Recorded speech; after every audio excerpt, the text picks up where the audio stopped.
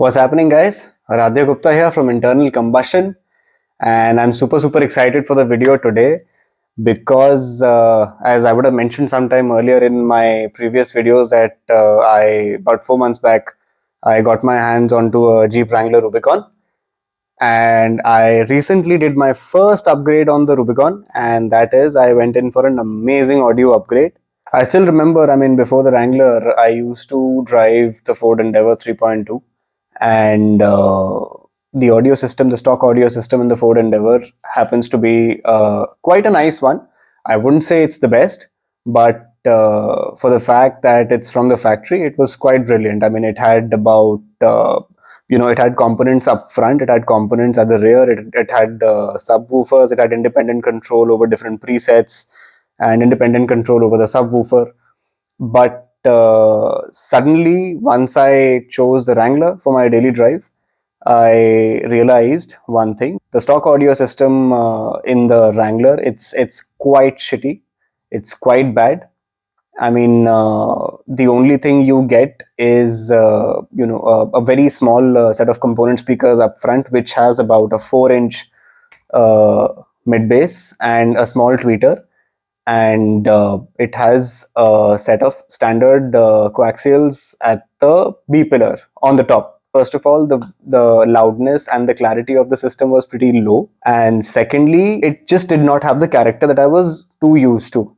So then finally I decided, well, it was my birthday. This is an amazing gift from my wife to me. We went on to the audio store from where I got the speakers installed. Today in this video, I will be taking you through the entire setup, how it has been done, the way the installer has done the cabling very beautifully, done the installs very beautifully. One extremely beautiful thing that I'm happy about in the setup is that we have used all the stock locations in the Wrangler itself to install the new speakers, and by that I mean that there have not been any additional boxes.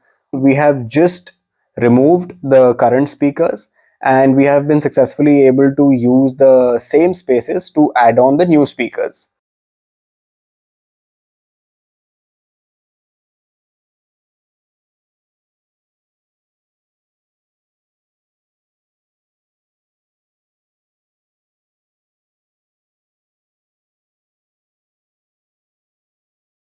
The internals had to be cut out a little bit because of the difference in size of speakers, because as I mentioned, the stock was a 4-inch mid bass, so I used a 6.5-inch mid bass, and where the tweeter was, we have installed the mid range for the vocals, and on the A pillars we've got the tweeters separately.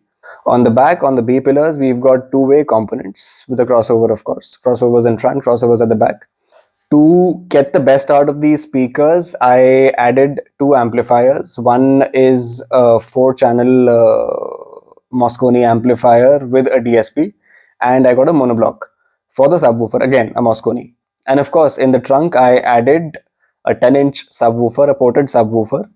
Well, main reason is, who doesn't love good bass in your car audio system? The only thing is right now missing is a great tune. And when I say tune, what it basically means is, as I know myself, that I'll be sitting most of the time on the driving seat, so I need to have the sound tuned as per the driving seat.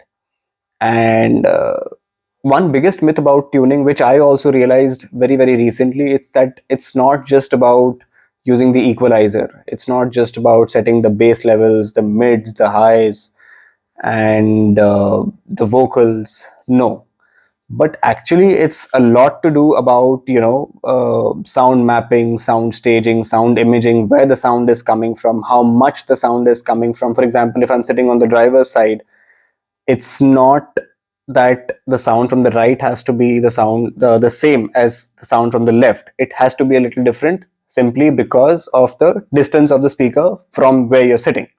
This is just an example, and there are tons and tons of things that need to be tuned in the sound system, for which you need to engage a professional audio tuner who has experience, knowledge, and education in acoustics. And the moment I get the tune done, which I'm super excited about, I will be putting up a video about that also. Hope you guys liked this video. Please subscribe, please hit the bell icon and follow me for more videos to come in future about cars, about audiophiles, about builds, about Jeeps. If you feel there's something more I can talk about in detail, if you feel there's somebody else also who you feel is an authority in the automotive space, do let me know in the comment section below, and I would be happy to connect with you so that you can help me out connect with that person. A very, very special thanks from the bottom of my heart to Subhan, the owner of Driven, from where I got the entire audio installed.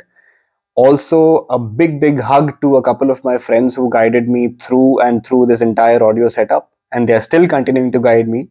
And thank you so much, guys. I really appreciate all your inputs, all the time that you have spent with me to make me understand what should go where, what should I buy, what should I not buy, what should I do, what should I not do. Thank you so much. This is Aradhya Gupta signing out, Internal Combustion. Take care.